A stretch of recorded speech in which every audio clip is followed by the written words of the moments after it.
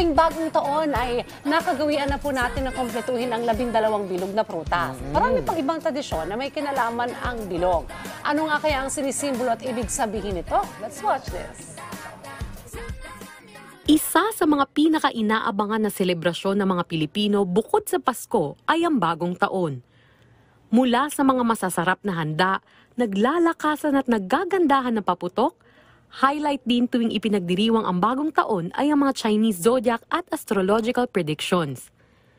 Hindi rin pwede mawala ang mga tradisyon tuwing bisperas ng bagong taon tulad ng pagsusuot ng polka dots, paghahanda ng 12 bilog na prutas at pagsasaboy ng barya.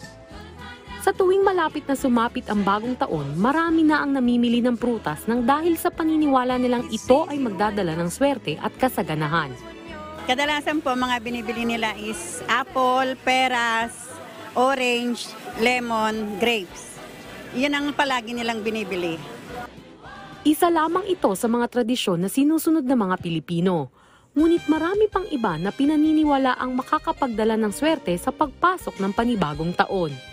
Yung maglagay ka ng bigas sa lamisa, lagyan mo ng pera para swerte pagpasok ng 2024. Sa paglipas ng panahon, naipasa na sa iba't ibang henerasyon ang mga paniniwalang ito.